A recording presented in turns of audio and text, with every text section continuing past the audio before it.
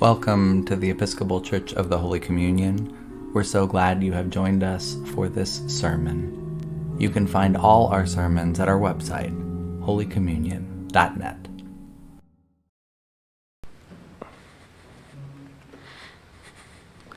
In the name of the one, holy and undivided Trinity, Amen. Please be seated.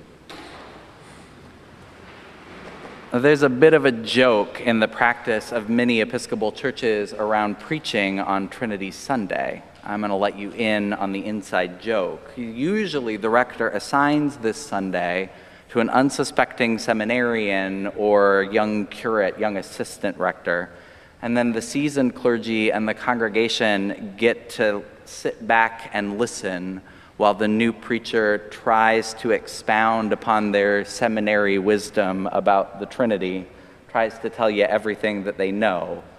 We get to sit back and chuckle as they expound upon the Trinity, talking about dubious math or three-leaf clovers. That's all to say, I'm really looking forward to Julie being here next week. I could have assigned Mark to this Sunday, but I'm pretty sure he's preached Trinity Sunday the last several years, and he's not exactly junior clergy. Neither is Julie, for that matter. So if you know any good seminarians, let me know. I'm not going to try to expound upon the Trinitarian doctrine this morning. I don't have any new metaphors for you or math formulas, and I didn't bring any three-leaf clovers. But I do want to talk about the category that we put the Trinity in. I want to ask, how do we sort the conversation about the Trinity?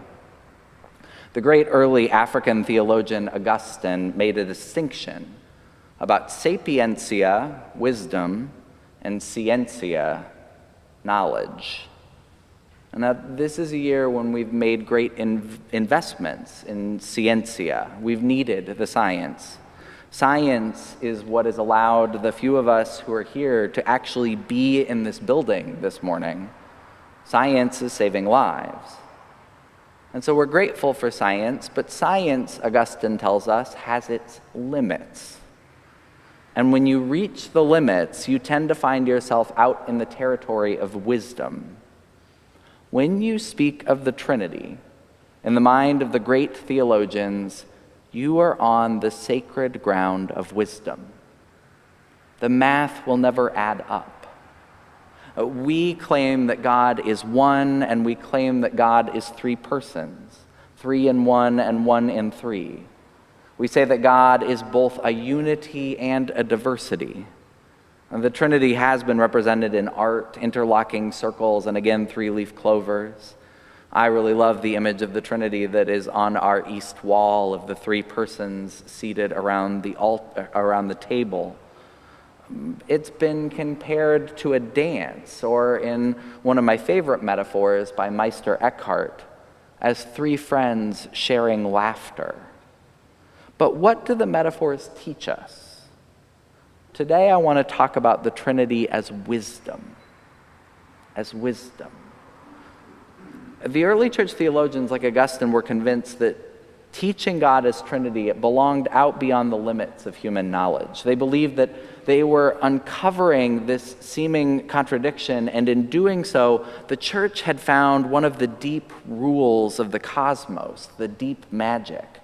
The kind of knowing that they understood you needed for the Trinity, it wasn't the knowing that you could easily test in a double-blind study.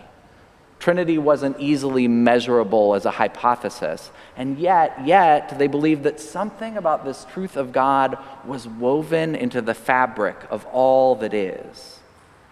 I love this story of Nicodemus and Jesus that we read this morning, in part because those of us who struggle with the wisdom talk can identify, can't we? Our presiding bishop likes to call this episode Nick at Night, because the teacher comes to Jesus under the cover of darkness. Nicodemus finds Jesus speaking mystically. You must be born anew. You must be born from above. Nicodemus is very literal. Jesus, how is that possible? Jesus laughs. Eckhart had something there about the way that wisdom works. You need some laughter with wisdom. You have to hold wisdom lightly. Jesus' discussion about being born anew, it's exactly the kind of wisdom that we speak about when we speak about the Trinity. It may seem contradictory. F. Scott Fitzgerald once famously wrote that the test of a first-rate intelligence is the ability to hold two opposing ideas in mind at the same time and still retain the ability to function. I like that quote, but I might push back on Fitzgerald and say it's not just intellect. Holding two contradictory ideas takes wisdom. And this kind of wisdom, it helps us to continue to function. 3 in 1, 1 in 3. So how does the Trinity make us wise? The theologian and dean of the Episcopal Divinity School at Union Seminary, Kelly Brown Douglas, she likes to talk about the Trinity as a doctrine that by definition defies dualisms. We live in a dualistic world, the dean says. We're used to the opposites opposing, black, white, woman, man, gay, straight, trans, cis, Republican, Democrat. Our world is oriented toward binary oppositions, dualisms. And science loves either-or questions. Ones and zeros bring comfort, but such binaries have their limits. We come up on the limit of the science. Let me give you an example. Pretty salient one for me at the moment, is through the pandemic, masks have functioned not just as personal protective equipment, but as a signifier. People have made decisions about masking not just because of the science. Masking or not masking has signified allegiance, hasn't it? There's a reason that Jesus says to his followers, beware those who practice their piety before others for the sake of being seen by them. We've spent so much time arguing about masks that now there are folks who are defiantly going maskless to prove a point. There are also folks who are defiantly wearing their masks when they don't need them. Masks have become a signifier of political ideology. That's dangerous. It muddies the science.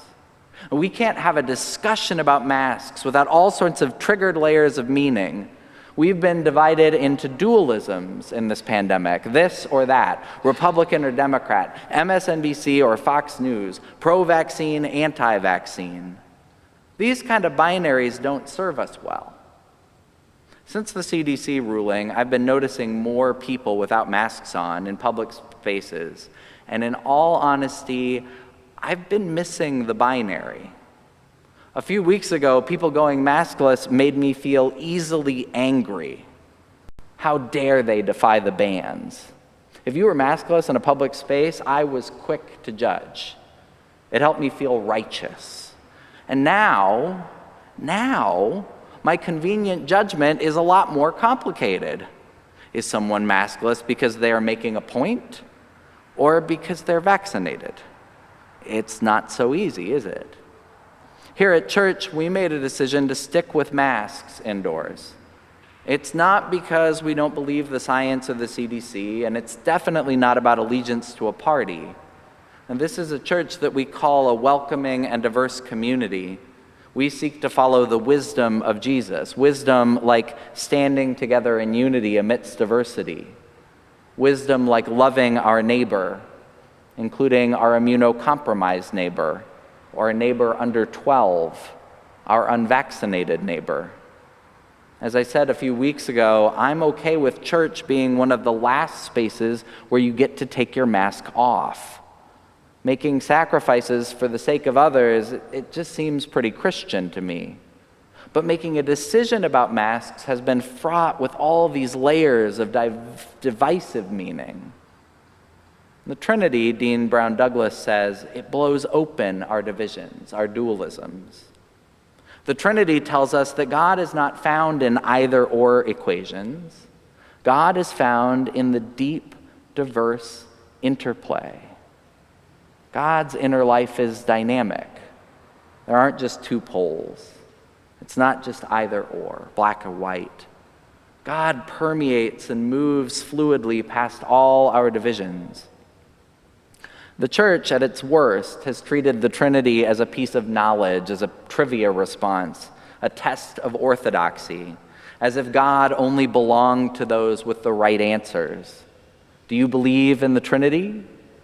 I would argue it isn't about having the right answer, the right idea. It's not. It's not about having the perfect image. The Trinity asks us not to simply believe with our heads. It's deeper than that. The Trinity is wisdom which allows us to listen, to pause, to hold together two seemingly opposite ideas. If we can believe that God is one and God is three, we're willing to be humble. We are saying that God is beyond our knowing. God is deeper and wider than we will be able to comprehend in this lifetime. Knowing God isn't about having all the right answers, it's deeper than that. God chooses to share life, to share laughter, to share love in ways that we can't fully understand. Belief in the Trinity, living the wisdom of this teaching, it means recognizing the gift of diversity and still looking to stand together in unity. This Trinity Sunday, could we slow down our either-or judgments?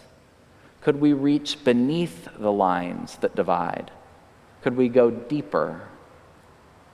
Be born from above, Jesus tells a perplexed Nicodemus. Don't rely only on the science, only on the knowledge. You will encounter limits. There's a deeper way of knowing, a way of wisdom that teaches us sorting everything into binary responses, this or that. It can cut us off from loving one another.